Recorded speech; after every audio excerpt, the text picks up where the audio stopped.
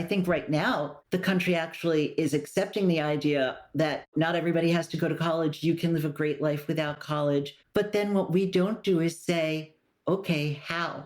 You don't have this nice, neat funnel taking you into a narrow pathway that you can follow without having to put much initiative into it, much thought into it, much risk into it. The message that we need to give them, and we do that first more through our actions than with our words, is what are you interested in? What brings you joy? What makes you glad to get up in the morning? Welcome to This Way Up, the podcast dedicated to supporting parents and caregivers navigating the complex world of mental health. I'm Andrea, and each episode we dive deep into the conversations that matter, exploring the challenges, triumphs, and transformative journeys of those facing mental health struggles within their families. Whether you're here for expert advice, inspiring stories, or just a little boost to get you through the day, we've got you covered. So grab a cup of coffee, kick back, and join us as we find the bright spots in the mental health journey, because we're all climbing our way up together.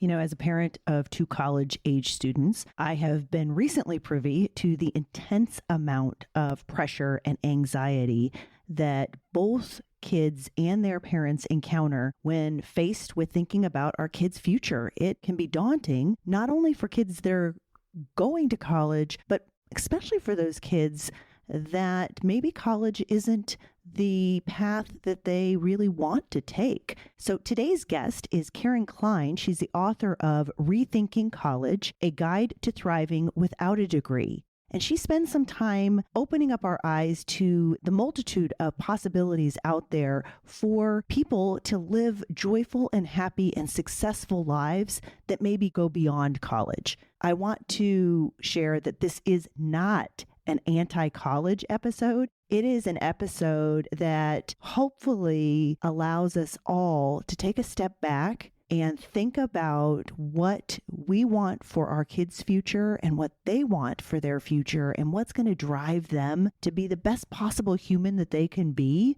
and maybe lower some of that anxiety and pressure that comes along when they are venturing out into the world on their own. A little bit about Karen. She is a longtime editorial writer for the Los Angeles Times, covering education, parenting, and health. She has won numerous awards, including sharing in 2 Pulitzer Prizes, and is currently a fellow with the Institute for Citizens and Scholars. And most recently, like I mentioned before, she is the author of Rethinking College, A Guide to Thriving Without a Degree. Let's welcome Karen. Karen, thank you so much for joining us today on This Way Up. I am passionate about the topic that we're going to be discussing and so glad to hear that you have written a book. And I would like to start off really about what inspired you to write it. You know, it really came about over years and years of noticing things around me. I've been an editorial writer for the Times on education for a long time. So I've noticed all these things, like there was the big push that everybody had to go to college and they all had to take all the courses that were required for a 4-year college. And I was wondering why we were doing that to people who maybe didn't want to go to college. And if they eventually find they wanted to, maybe they could take the courses, the extra courses for college prep at that point. You know, and I also noticed there were people who worked jobs that had never before required a college degree. The jobs hadn't changed, but the requirement had changed. And people who had years of experience and all kinds of skills at something like being, say, an office administrator could not even get in the door for an interview simply because they lacked that piece of paper. And this struck me as very wrong.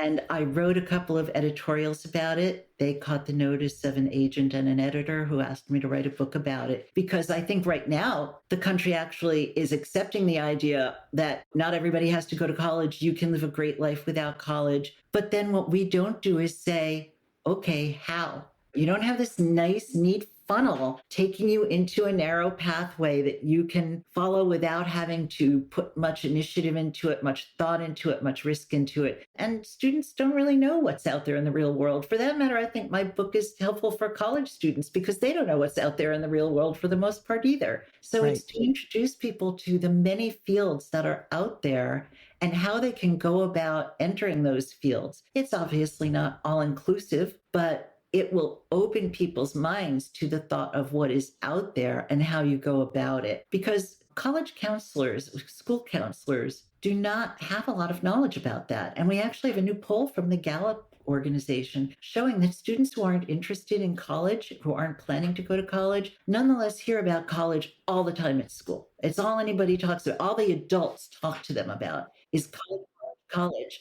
And when they want guidance about what to do besides college, only 20% of them say they're getting real help on that. And that's because counselors are just oriented to getting kids into college. That's what they're under pressure to do. They don't know about this world. So they might hear, oh, you can do the skilled trades or you can enter the military. Both are great paths. I have a chapter on each in the book, but there's so much more. And I really wanted to open that door to people and enable people who either don't have the opportunity for college or don't want to go to college an introduction to a really good life. The people in my book are leading great lives. So, back to what we are as adults putting in our children's brains from an early age is really a single path. I remember my children in first grade, kindergarten, they were having college days and the kids were supposed to wear college jerseys, which, okay, first of all, you're supposed to be thinking about what you're playing. Are you playing with Play-Doh or are you playing on the swing? Not really college. I understand us wanting as parents to introduce different opportunities to our kids at a young age as to, okay, do you want to be an astronaut or do you want to be a chef or do you want, but I think that at these schools, it's just boom, what college are you going to go to?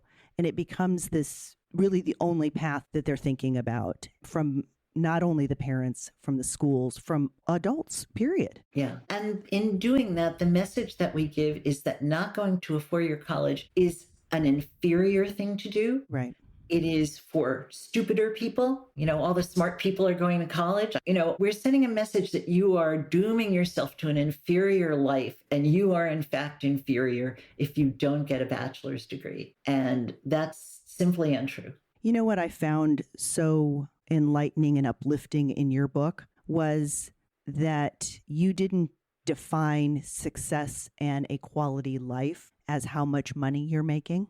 You explored all different facets. There were some that did make good money, but there were some that were leading beautiful, comfortable, joyful lives with a career that maybe wasn't your doctor, lawyer, etc. And they were still having, just a beautiful life. Yeah, I think I picked the word for the title very carefully. It was How to Thrive Without a Degree, a guide to thriving without a degree, not succeeding or making a lot of money or anything like that. Now, there are a lot of people in the book who are making a lot of money. Sure. And I do want everybody to be able to sustain themselves and sustain their lives because that's the reality of life. We have to do that. But the people I talk to are thriving. They love their work. They're able to support themselves, whether it is at a middle class level or a wealth level. That's not what interests me as much, as long as they can do that. But they are happy with what they are doing. They are happy with how their lives are set up. And to see people with that level of satisfaction, when we actually know that 45% of people with a bachelor's degree are 10 years later, even 10 years later, doing jobs that don't require a bachelor's degree. They're underemployed and they're not happy because they thought a bachelor's degree was going to lead them to all of these wonderful, thriving things, exciting jobs and big money. And they find out there's a lot more to it than that. And they're not sure what that is and where they went wrong.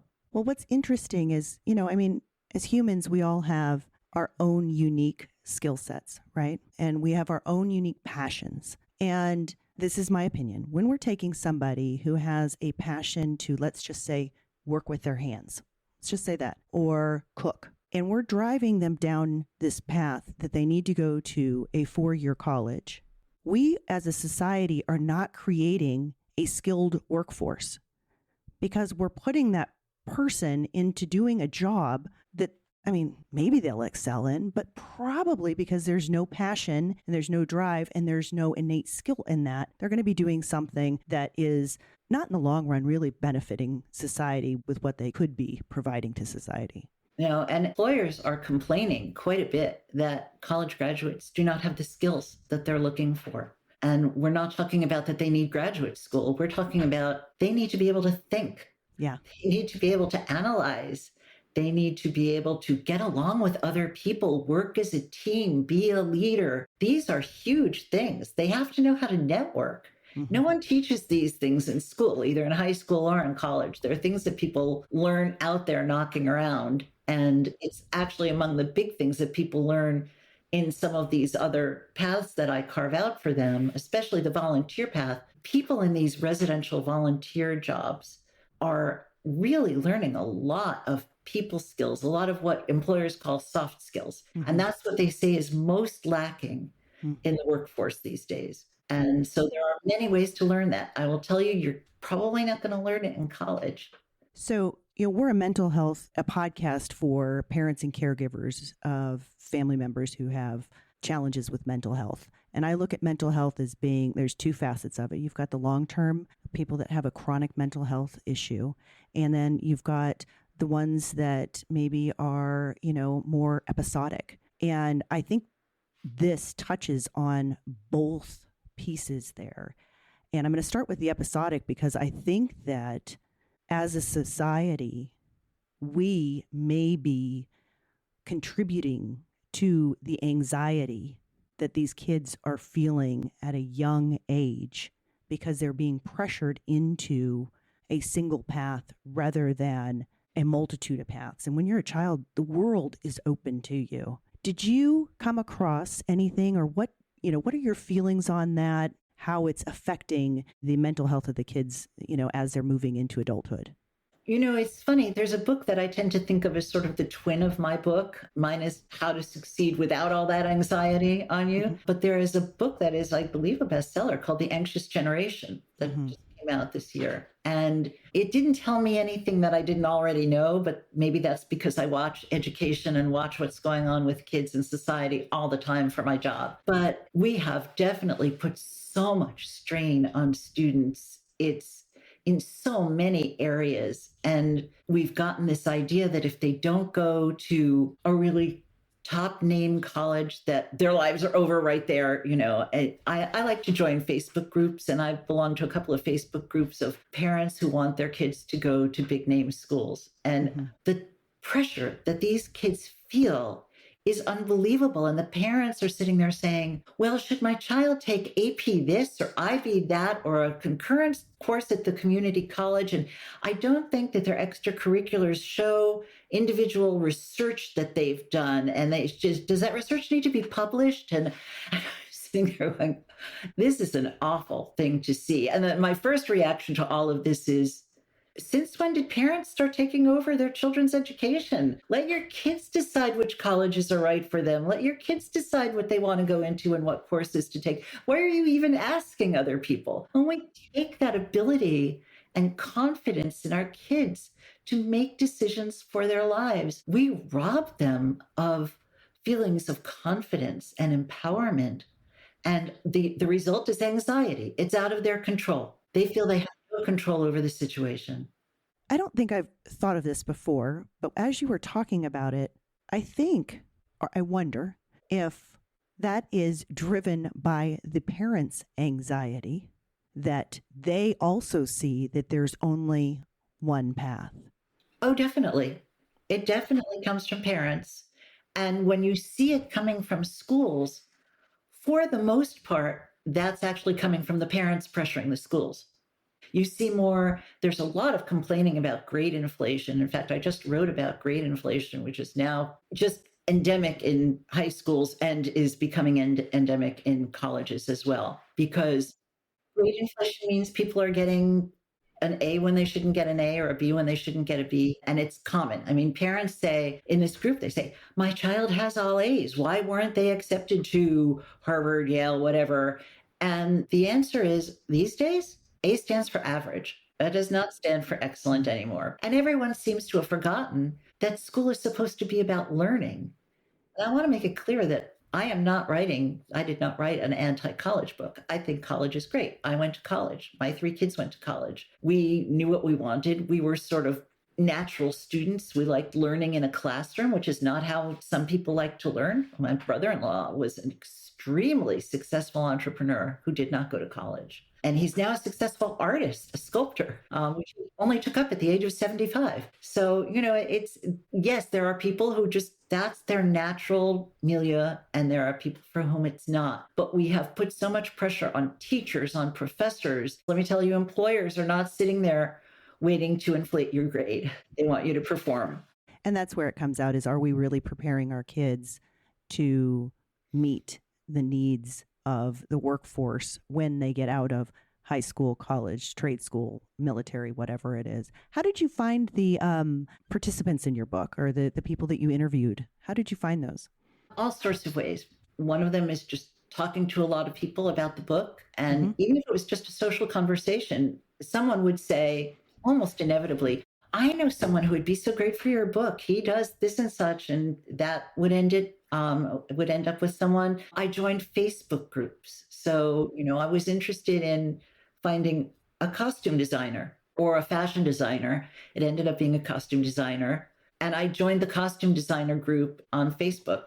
Now, I didn't find her directly there because in journalism, it's not very often that things lead you directly where you want to go, but you follow them where they lead you. And I heard about unions, the costume designers union. I went to the union. They had a list of all their people. I looked at every person down the list. Most of them had a bachelor's degree until I came to someone who didn't have a bachelor's degree. And she became the costume designer that I interviewed for this. Reddit was a good place to find people. You just put out word that you're looking and people come in. So I called when it was the charity part of volunteering. And I particularly did residential volunteering because I know that a lot of young people would like to go off out of their home. That's what they would miss about not going to college, is that, they're not going to make the money right out of high school that's going to enable them to be self-sufficient. So I wanted to find things where they could learn, find out more about themselves, get ready for jobs that they would want in the future and what those jobs might be, and also be able to go off and live in a sort of semi-dorm-like situation. So a place like Camp Hill, which is a series of camps around America and even in Europe and elsewhere for developmentally disabled adults. And they give people really nice room and board, a private room in a house that's shared with other people. So room, board, their food, health insurance, which is always a biggie, right, and a small stipend. So they have a little spending money. And they ask them to stay at least 6 months. I talked to someone who stayed 2.5 years. I talked to someone else who's been with them for 26 years. So she has made volunteer work into a living. And the young woman I talked to who went there, she was a high school dropout who was working in a fast food restaurant after not graduating high school. And it just occurred to her, she just has this spirit that said, this is not going to be my life. I am not going to live my life as a fast food preparer. She had the moxie and initiative to go online and look for volunteer opportunities. She found Camp Hill up in New York. She was from Florida, went up, this very young woman, all on her own to New York, found a wonderful community there. I mean, these aren't just places where you volunteer. They are a community. You learn about biodynamic farming, you learn about woodworking, you learn about all kinds of different things, as well as taking care of people who have difficulty taking care of themselves. And they even, at one of the places, they have a college where it's more action-oriented. You spend most of your time earning your credits by doing the work with developmentally disabled people or in biodynamic farming. And then there's 1 day of class each week. And it's free and it's accredited. But this young woman went there and realized she didn't know what she wanted to do. She never read books before. There were all these books around and people were valuing books. And she sat down, she had the spare time and lack of pressure, lack of stress to sit down with a book. And she was reading multiple books per week. She is an avid reader now. And she realized that what she loved the most at Camp Hill was taking care of older people and that she wanted to do that. She also met another young volunteer who liked working with older people.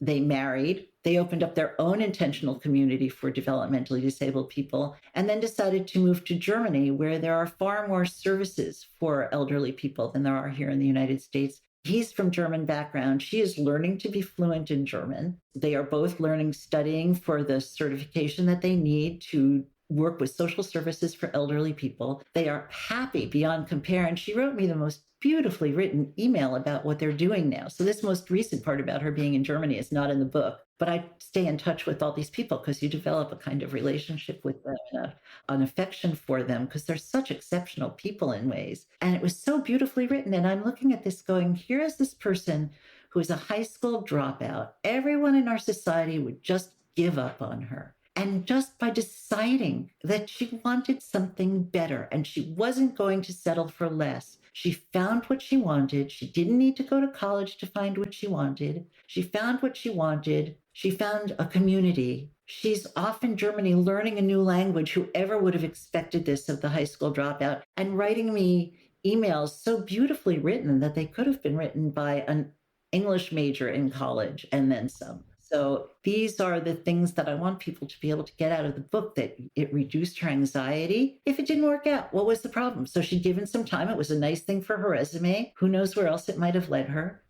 So if you're a parent and you've got a first grader, you've got a seventh grader, you've got a high school student, what would you say the message should be that we are trying to get through to our children as they're growing up that's different than what they're hearing today?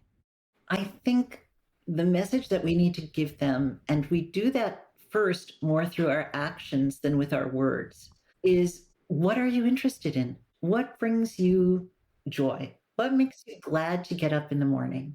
Okay. And the reason I say you do this through your actions is that involves exposing them to some of the things they might be interested in. Mm-hmm. And not worrying when they say, no, that's not for me, and no, that's not for me. And they throw aside 7 different activities, because that's fine. That's them making a decision. That's not them being a dilettante. When they find the right thing, they will be very glad. One of the best things you can do is go do something that has nothing involved with school, that you do because you love it, not because you say volunteer work will look good on my record, which everybody has done. And I, as someone who interviews for my college, I interview applicants, and you see these trends occur. Like at first it's these clubs, and what they are is they're all about raising money. And because the students don't want to get their hands dirty doing actual volunteer work. And then they realized that wasn't going to cut it with the colleges. So they moved on to other things, and everyone wants to do a leadership thing. And what colleges are really looking for right now, let me tell you, they have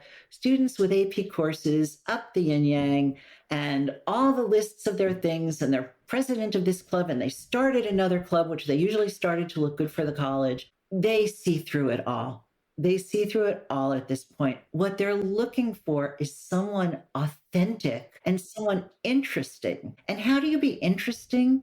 You be interesting by being interested. Curiosity, absolutely. And so that's what I want parents to do. Make your kids interested. Help your kids find their interest, and that will make them interesting people. I think we expose our kids so much, and as parents, we think they have to stick with it, because I think that becomes a chore for the kid and an anxiety trigger. And it's like, okay, kids really don't have to stick with it. In my opinion, they do not have to stick with it. They do have to stick with it for a period of time, but just because they showed an interest in baseball at 5 does not mean they have to be showing an interest at 15. That can change. But I was going to say, when my son was 5, he was going to a Montessori kindergarten, but they had a teacher there who was studying a philosophy called Reggio Emilia, which is based out of Italy. And if I could have found a school to bring my children in that were based on this, I would have sent them there. What they did, the teacher noticed that my son was very interested in planes. So she brought in wood, and she started teaching him about how to measure the wood and how to build a plane. And then she took it, and then she had him watching, I don't know, maybe it was a video on planes. And then she had him teach the class how to make paper airplane. And then they were talking about like how it arcs. And she was using something that was so interesting to him to teach him other concepts. And I know that is impossible to do in a school that has 2,500 kids, but it's that whole premise that if we can get our kids excited about something, they can learn and be curious about the world because they want to be and not because we're shoving it down their throat, which I think then leads to a calmer, less stressed out kid. Yes, and we want them to be able to find happiness in life. I don't think it's a great thing for us. And I am so guilty of having done this as a mom. And I'm guilty of having done it to my own life, of putting off happiness. I'll go be happy when I've done this. 100%. So on and so forth. And then all of a sudden I realized one year that I had actually lost the capacity for fun. I didn't even really know what fun was anymore. And so I did a vision board. I was at a party where we were making vision boards for the coming year, and I looked for images of fun and made it my purpose for the next year to rediscover fun, which is a sad commentary when you think of it. I was in my 50s at the time, maybe my early 60s.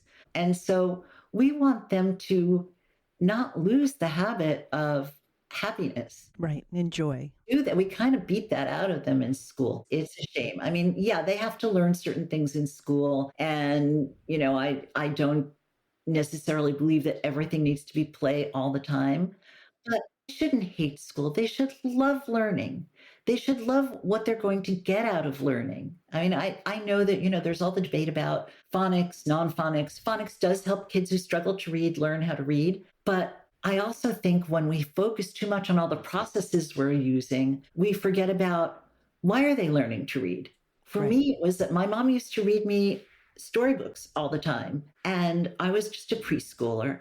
And I was dying to learn how to read because I loved those stories. And I wanted to be able to read them myself. I wanted to be able to unlock the mystery of what those little black curlicues were and be able to read the stories anytime I wanted. I wanted to own the stories and not have to ask someone else for them. And you became a writer. You became a journalist. Yes. And so it's that we forget about, well, why are you learning how to read? If we're learning how to read so that you can look good on the standardized test, if we're learning how to read so that you can move on to the next grade, if you're learning how to read so that you can fulfill this requirement or fulfill that requirement, or the school can show this or that, we are moving in the wrong direction.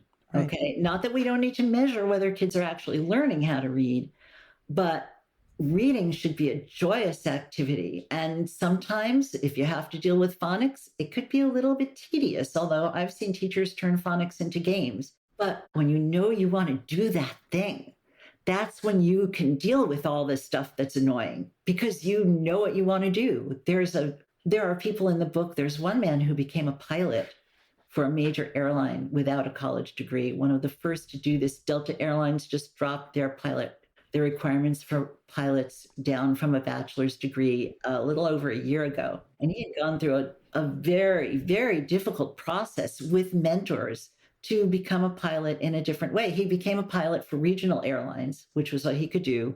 And then as soon as Delta dropped their requirement, he became a pilot for them. He had to learn stuff that's as tough as anything you learn in any college. He did have to get actual education, going to training classes. And he was able to do it because this was a guy who had loved planes since he was 5 years old and went on his first plane trip. He was hooked and he never stopped being hooked. He tried going to college. It just didn't work out for him. He went to the community college. I gather the campus was sort of depressing. He didn't know what he was doing. He felt he didn't belong. He wanted to be a pilot so much that he went and got a job as a baggage handler just to be close to the planes. And the people who worked with him said, don't do this your entire life. It will break down your body. You can do better. And they helped him get introduced to a mentor who helped him get there. And now that he is a pilot and he is having just a blast with his life and he's flying all over the world. What I'm hearing from you is that it may not be college that kids go to, but there needs to be some sort of a path for them. What is the next thing going to happen? Once you graduate high school, then, a lot of people can fall off if they don't have a path that they're thinking about. And it doesn't have to be the path for their life. One piece in the book that you talked about was the high school out of Sheboygan. I would love for you to share what they learned and what they're doing to help kids, take off with their life.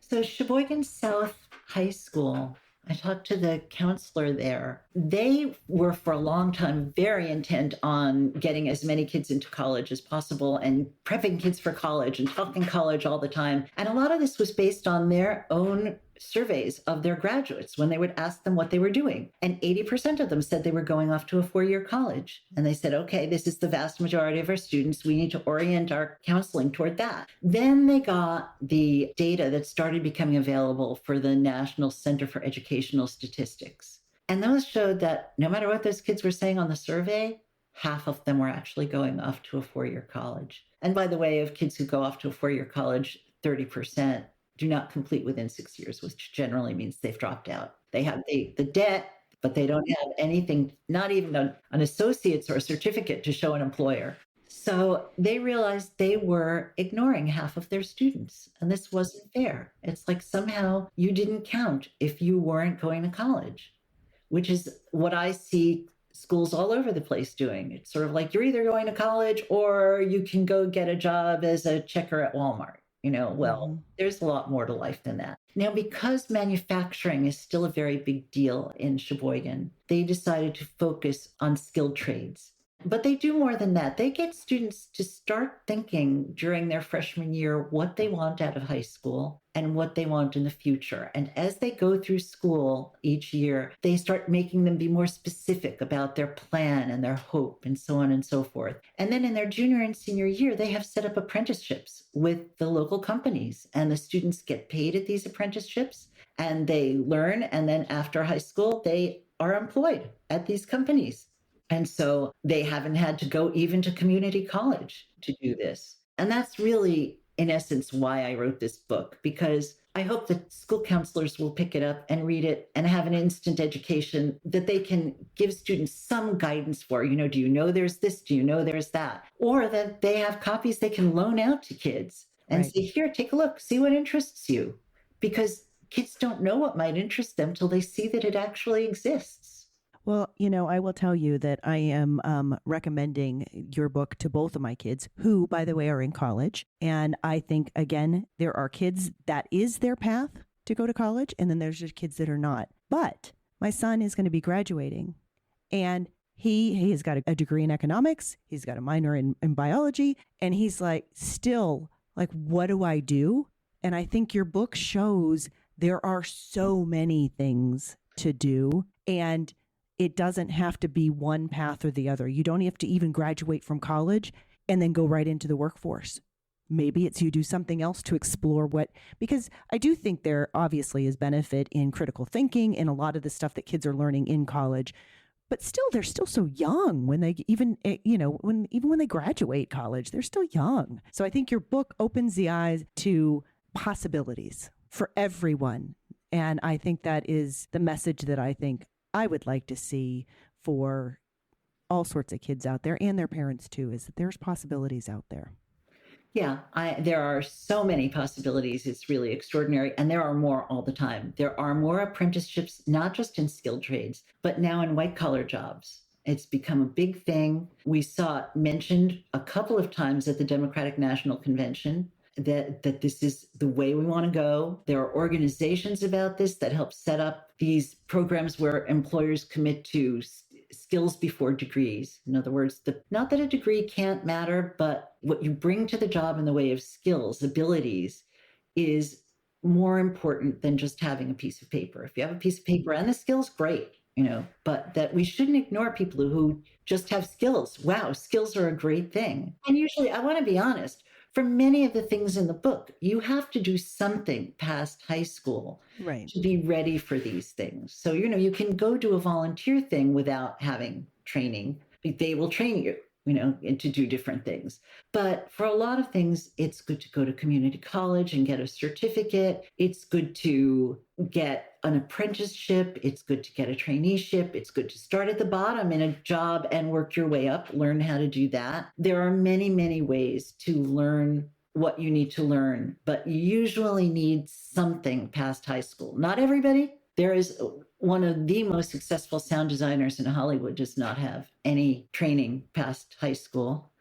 He, by the way, has dyslexia, and school was extremely difficult for him. So his way of perceiving the world was through sound. and he used what gave him joy and what he was good at.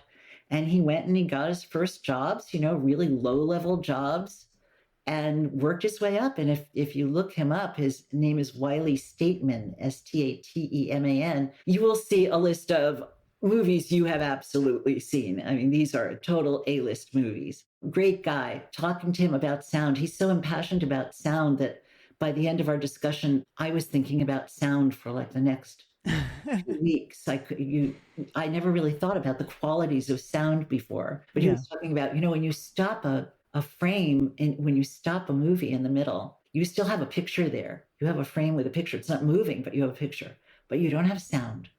Sound disappears the moment it's over. That's true. That was, a new thought. So, at the end of it, I was sort of almost dizzy with, why did he do this to my brain? Now I can't think in terms of sound. So, there are people who do it. Entrepreneurs do it, but some of them also take some courses in it. There's one very successful young entrepreneur I spoke to. He'd been a tattoo artist, and then he opened up a Philadelphia ice company, but he opened it in LA where there were no Philadelphia ices. He got his training in a very informal apprenticeship to a man in Philadelphia who had a business. And he spent 3 months working for no money, but at the end of it, the man helped him get the equipment at a price he never could have thought of before. And he learned the business inside and out in the course of a few months. And he came back and he started up, and he was smart about using social media and smart about getting out there and giving out free samples. He's got a very successful business. So he did do that little bit of training. But then when I said to him, what would your advice be for others who want to be able to do the sort of thing you did? And his response was, read. I would have read a lot more, and I would have made a lot fewer mistakes if I'd read a lot more. Read everything. When we talk about these people, these are not people who don't think. These are not people who don't read. These are people whose minds are alive, who are learning all the time. And my concern about college, as I said, is that it's become somewhat performative. People do what they need to do to get their bachelor's degree. And then actually surveys have found they do very little reading after that. It's like, I was reading just to get my bachelor's, and then the learning stops. No, that is not going to cut it in the modern world at all. So if you could have a piece of advice or a couple pieces of advice for parents of children that are heading off to that college age, what would you tell them, especially with the framework of protecting their mental health? If they are sending their kids off to college? If the kids are around college age, they're now making the decision as to what they're going to be doing. I would honestly have them read the book and just say, is there anything here that, appeals to you? We know you can go to college. Number one, I think if your child is interested in going to college, and there are quizzes in the book for your kid and you to help decide whether he and you are ready for the college trip. If a kid wants to go to college, they should have a sense of intentionality about it. They should not be drifting off to college because it's what everybody else is doing, because they're under pressure from their parents or their teachers or their counselor. These are not helpful reasons to go to college. And if they don't have any idea what they want to do, is spending $80,000 a year the best way to find that out? And if they did find courses they love, which I did in college, I loved linguistics. I was a linguistics major. I was going to go into academia. And then I realized my senior year that the actual job of doing linguistics was very different from learning about linguistics in college. And I realized I could not do that job. Very detail-oriented. It involved a lot of things that seemed to me very obvious. I like things that move. I like to learn new things all the time. I don't want to get into the little, most tiny minutia of a single thing. And so there I was saying, what am I going to do with my future? Don't make a mistake like that. College was a lot more affordable when I went to it. Right. It becomes when students don't know why they're going to school, to college, or they're doing it because of pressure. 59% of them later say it was a waste. So keep that in mind. Is your student ready? Does your student they don't need to know what they're going to do with the rest of their lives, but they need to know what interests them. They need to know how they plan to use college other than to date and go to parties. Also not great ideas for reasons for going to college. So help them with that. Help them realize whether they're ready right now to go to college, because it's not like they have to know what they want to do. But if they don't know what they want to do, it's better to go out and do some stuff. And you might learn what it is you love to do, or you might learn what it is you don't love to do, which is also valuable. So there was one guy in the book who went off to the Coast Guard because he had no idea what he wanted to do. He ended up working in enforcement of environmental laws out in the ocean, like ships that were dumping stuff, that sort of thing. That gave him an interest in marine science, and he's now getting his PhD in marine science. He found his love going out there and trying something. He was exposed to various things in the Coast Guard. He might have ended up deciding he wanted to be a boat captain. He might have ended up deciding he wanted to be a deep sea diver, an underwater welder. Who knows? Oh, underwater welding pays a lot, by the way. There's those in the book too, and he loves his job. But if they don't go out and experience, they don't know, what is this really like? And then when they found that, are they ready to go to college? And they're ready to tell colleges their story and why they belong there. And it will be an authentic story. If you've ever seen a high school kid try to write an essay for college, as I have with 3 kids who did this process, it is painful because they haven't done that much. They don't know who they are. So they make up these things because they're trying to show something that is going to interest the college admissions counselors. And sometimes they're pretty good and sometimes they're just, sad. But when you've gone out and you've experienced things and you can talk about your failures and how that affected you and your successes and how that affected you and what got you excited and what bored you, what you found out about yourself, that makes you a very authentic applicant to colleges. And let me tell you, college admissions officers will be just drooling over your file. So it's not going to hurt you in going to college to go experience life first. It's going to help you. Karen, will you show us your book and let us know where you can buy the book? Yeah, I'd love to. Here's my book. So it's called Rethinking College, A Guide to Thriving Without a Degree. And it is available kind of everywhere. It was published by HarperCollins, and it is, of course, available on Amazon. It's available on Barnes & Noble. It's available in, it looks like to me, about 2/3 of Barnes & Noble bookstores, actual bookstores, but you can always go and just tell them you want to order it, and they'll order it for you. It's in a lot of independent bookstores. It's in hundreds of libraries. If you want to just pick it up and take a look and, see if it looks like it's for you and that you want to have your own copy, or you just, want to get it without buying it. Libraries are such a wonderful thing. Karen, thank you so much. And I think it is a message that I know I have been preaching myself, and I'm glad to see there's other people on board and who actually have data and real life stories rather than just me blabbing my mouth about how I think that there's more to college. Yeah. And like I said, this is not a book about hate. I think college is great, but I think there are many paths that are great. And one is not better than the other, except maybe the one that leads to getting arrested. Right. No, one is not better than the other. That's perfect, to be perfectly said. Thank you so much, Karen. Thank you for having me. I really enjoyed it.